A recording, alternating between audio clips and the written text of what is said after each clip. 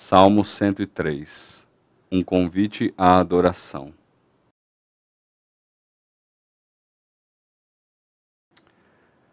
Bendiga o Senhor a minha alma. Bendiga ao Senhor todo o meu ser. Bendiga ao Senhor a minha alma.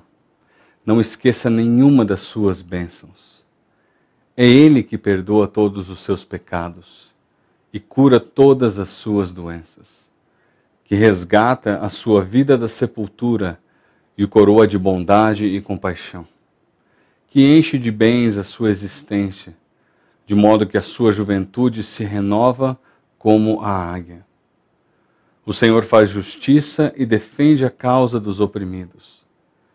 Ele manifestou os seus caminhos a Moisés, os seus feitos aos israelitas. O Senhor é compassivo e misericordioso, muito paciente e cheio de amor. Não acusa sem cessar, nem fica ressentido para sempre. Não nos trata conforme os nossos pecados, nem nos retribui conforme as nossas iniquidades.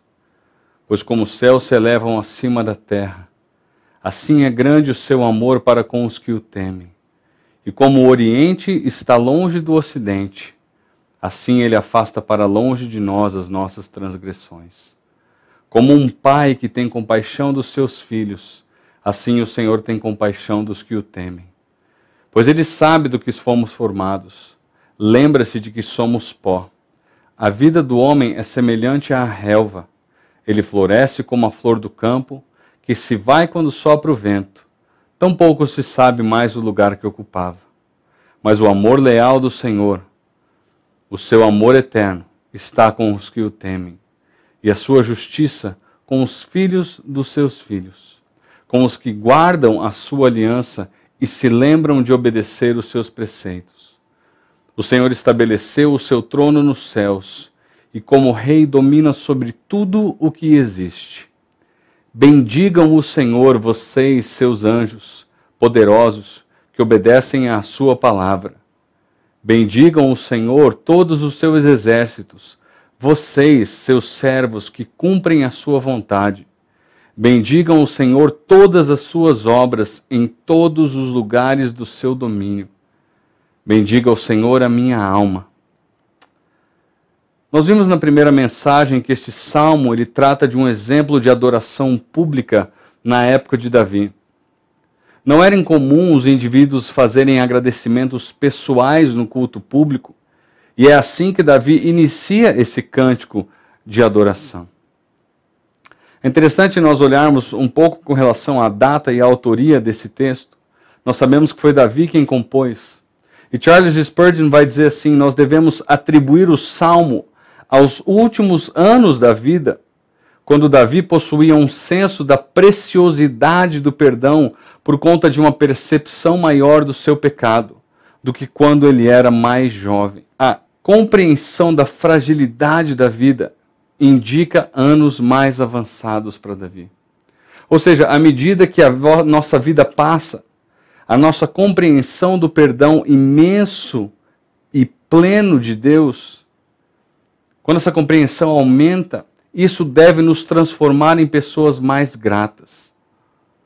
Outro aspecto que nós devemos observar, e nós pudemos observar na primeira mensagem, é que este é um salmo bastante singular, porque ele não contém um único pedido a Deus. Apenas adoração pelo que Deus tem feito em favor do salmista e do seu povo. Outro aspecto que é interessante é que ali no versículo 2 nós temos uma exortação de Davi a si mesmo, para que ele não se esqueça do que Deus tem feito em seu favor. Ou seja, para que ele cultive um coração que é grato. Principalmente por conta de tudo que ocupa a nossa mente no dia a dia. Nós nem sempre nos ocupamos em lembrar de tudo que Deus tem feito em nosso favor. E a gratidão é uma disciplina que precisa ser sempre cultivada no coração do cristão. Se alguém que deve ser grato, se existe alguém que deve ser grato, essa pessoa é o cristão. E Davi, ali nos versículos 3 a 5, ele vai exemplificar bem algumas das importantes realidades pelas quais o cristão deve ser grato a Deus. Interessante que o compositor Stephen Curtis Chapman, ele capta muito bem essa ideia na sua recente música Remember to Remember. Numa tradução livre seria lembre-se de relembrar. No refrão dessa música ele diz o seguinte: lembre-se de como Deus te guiou até o topo da montanha. Lembre-se de como Deus lhe conduziu durante densas trevas. Lembre-se das promessas de Deus para cada passo da jornada. Olhe onde você estava e para onde você vai, e lembre-se de relembrar. Você e eu devemos ser pessoas que nos lembramos de nos relembrar da bondade de Deus sempre. Então, de volta agora ao Salmo, a gratidão do salmista mencionada aqui nos versículos de maneira individual, nos versículos 3 a 5, ela é bastante específica. Ele é grato, em primeiro lugar, pelo perdão dos pecados. Em segundo lugar, ele agradece por restauração física. Em terceiro lugar, Davi agradece por proteção do mal. Em quarto lugar, ele agradece por provisão espiritual. E em quinto lugar, por provisão física. E tudo isso nós vimos na primeira mensagem. Por conta, então, desses itens pessoais, Davi convoca a sua alma, todo o seu ser e tudo o que existe para adorar ao Criador e sustentador de todas as coisas. Davi vai convocar a nação de Israel para adorar ao Senhor. Porque apesar dele enumerar benefícios pessoais, Israel encontra-se igualmente abençoada, de forma que a reação de Israel, como nação, deve ser a mesma de adoração feita por Davi como indivíduo. Certo comentarista disse: a experiência que a comunidade tem da graça divina é a do salmista em escala ampliada. É interessante ver como Deus cuidou de Israel desde o seu início como nação no Egito. Ao longo da história, Israel foi uma nação inúmeras vezes perseguida e atacada pelos inimigos ao seu redor.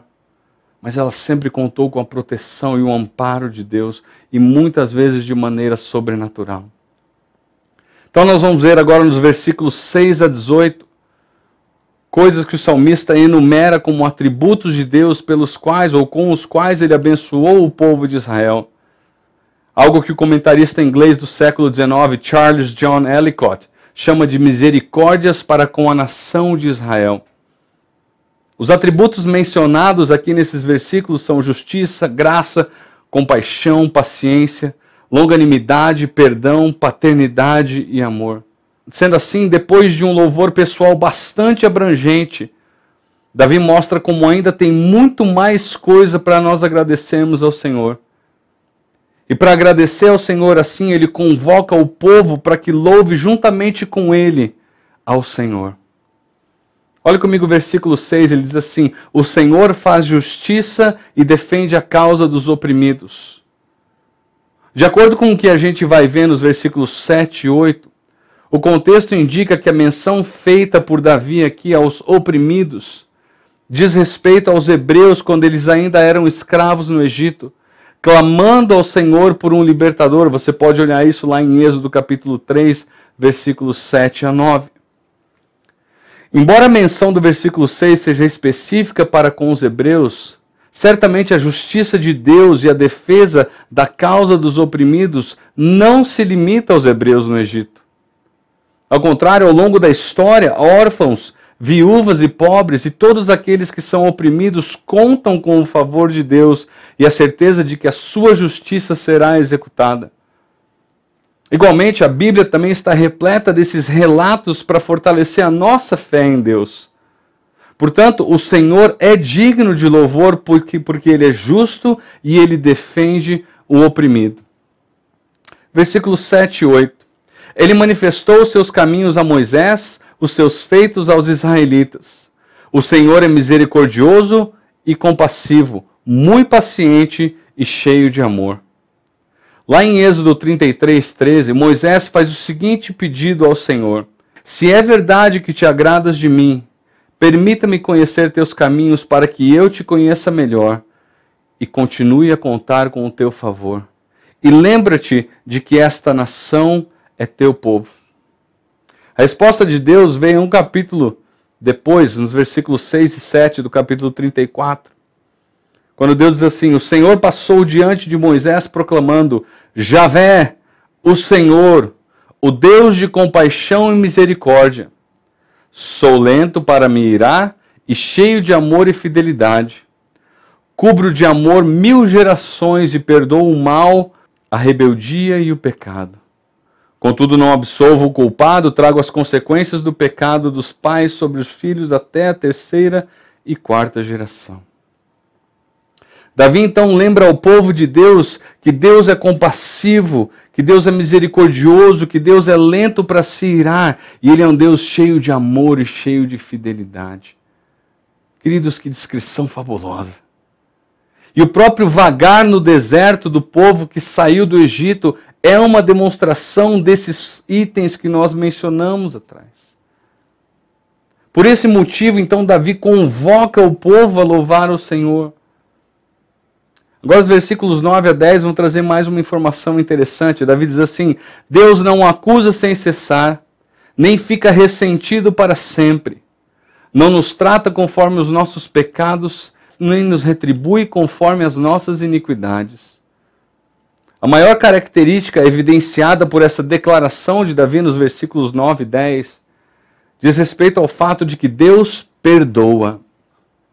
Entretanto, é importante nós lembrarmos 2 verdades aqui. A primeira delas, a prestação de contas ao Deus Criador dos céus e da terra acontecerá e o homem será julgado.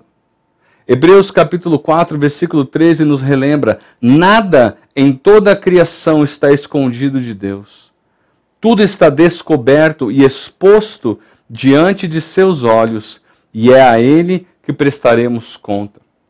Uma outra passagem, Apocalipse 20, versículos 11 a 15, que vai nos lembrar de que o homem prestará contas a Deus. Mas em segundo lugar, nós devemos lembrar também, conforme o versículo 10 nos diz, Deus não nos trata conforme os nossos pecados, nem nos retribui conforme as nossas iniquidades. O texto aqui do Salmo, ele fala da pessoa redimida pelo Senhor. O cristão, justamente aquele que desfruta dessa realidade, teve a morte de Cristo na cruz como preço a ser pago, de modo total pelas suas iniquidades.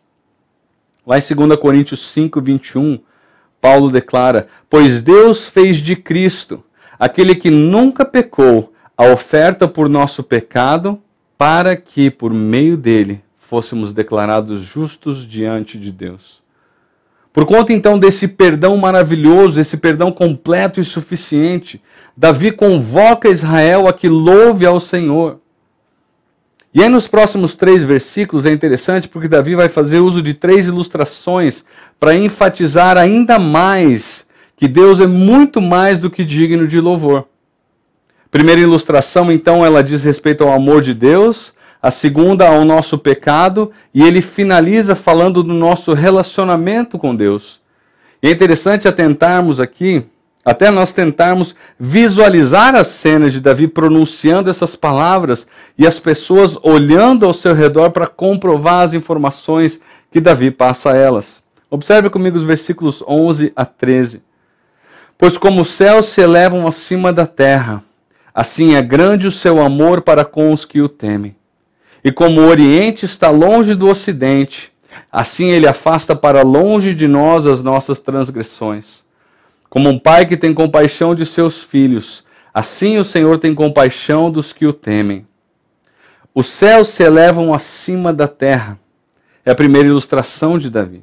E essa primeira ilustração ela diz respeito ao amor de Deus para com os que o temem.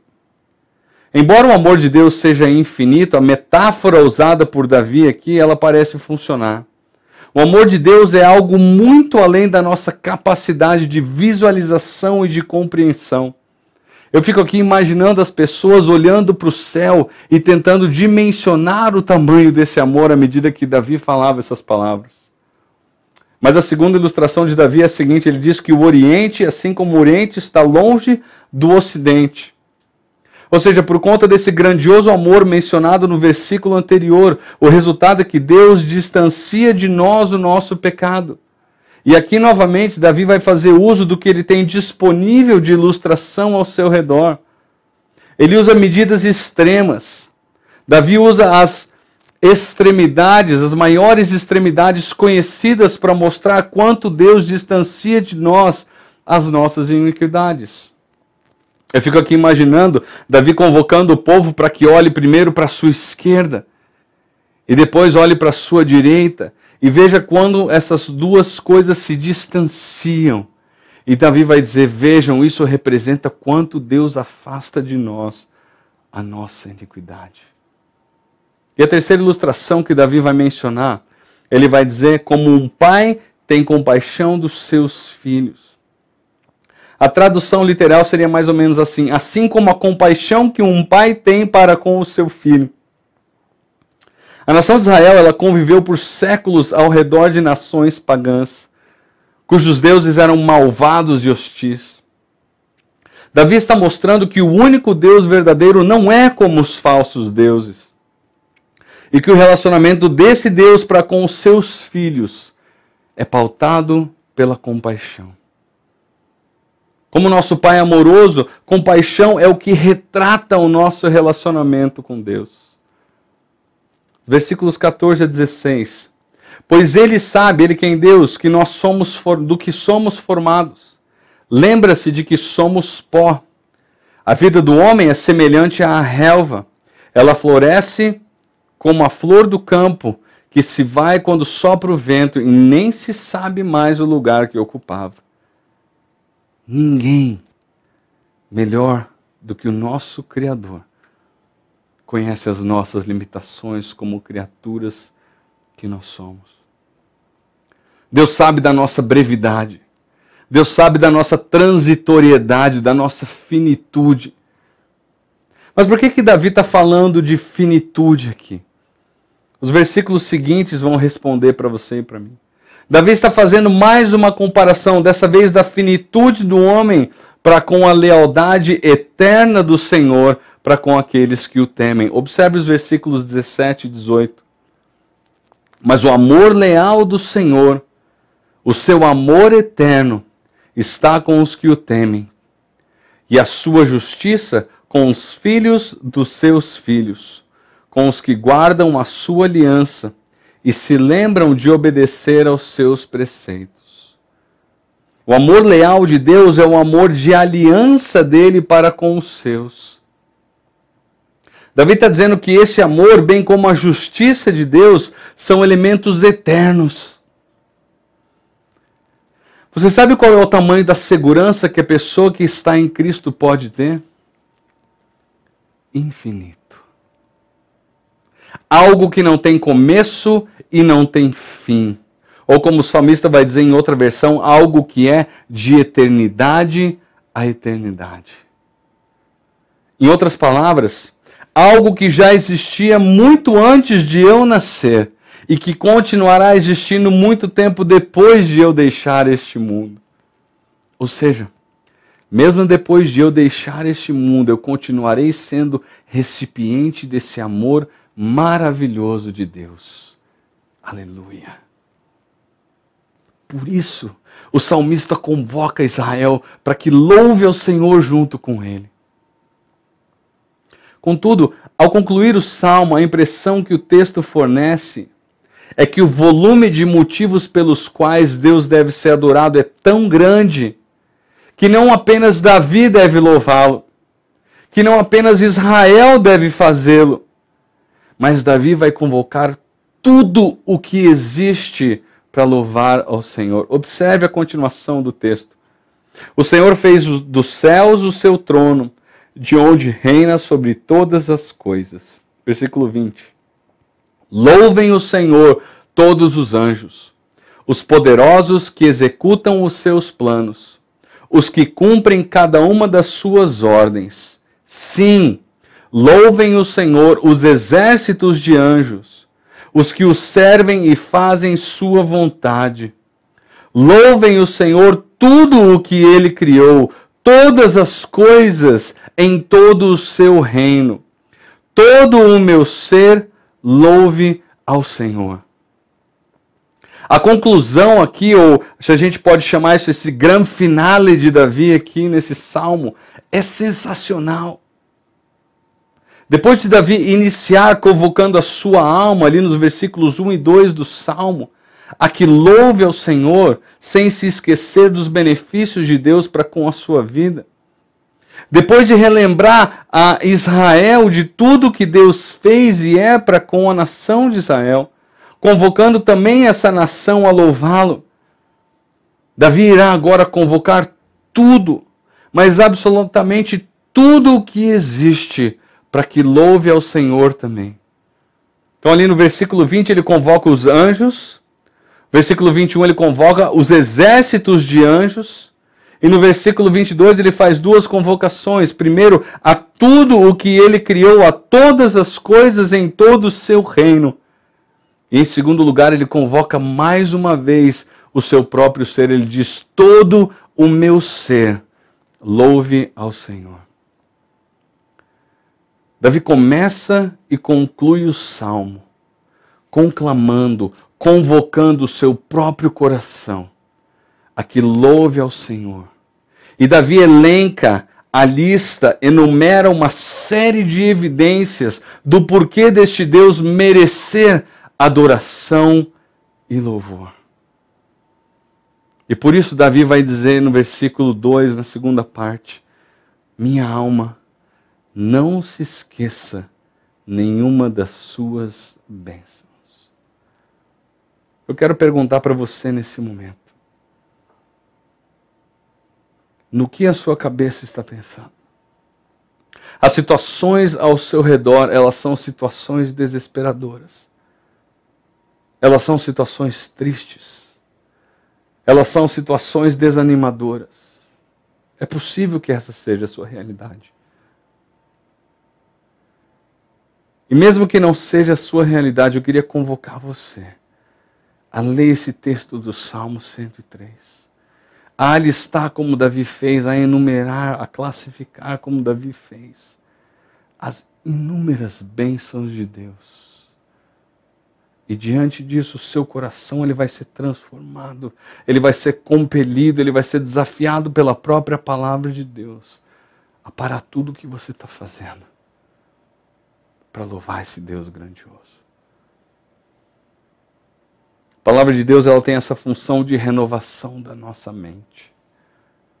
De forma que não importa o que exista agora dentro do seu coração, se você se debruçar na palavra de Deus, ler a palavra de Deus e prestar atenção no que ela está dizendo, o seu coração vai ser convocado pelo próprio Deus a dar a Ele toda a honra e toda a glória pelo que Ele fez, pelo que Ele é. Quero encerrar esse tempo com uma oração. Peço que você feche os seus olhos, abaixe sua cabeça. Deus, nós temos motivos de sobra para louvar o Senhor. Ainda assim, Deus, eu me impressiono quanto tempo da minha vida eu invisto ou gasto em coisas que não têm esse valor eterno. E por isso eu te peço perdão, Deus. Eu peço que o Senhor ajude a mim, ajude aos meus irmãos que agora assistem essa mensagem. Nos ajuda, Deus, para que o nosso coração seja um coração voltado para te adorar. Com as nossas atitudes, com os nossos pensamentos, com as nossas palavras. Porque o Senhor é mais do que digno da nossa adoração. E nós somos mais do que dependentes do Senhor. Obrigado, Deus, pela tua graça, pela tua misericórdia, pelo teu perdão, pelo teu amor. Por todas essas coisas elencadas pelo salmista. E assim como Davi diz, eu quero pedir, Deus, que a minha alma não se esqueça dos benefícios que o Senhor tem feito a nosso favor. Louvado seja o teu nome, grandioso Deus. Nós te amamos, Pai. E nós declaramos isso em nome de Jesus, aquele que morreu por nós. Por meio de quem o Senhor afasta as iniquidades de nós. Amém e amém. Que Deus te abençoe e te guarde.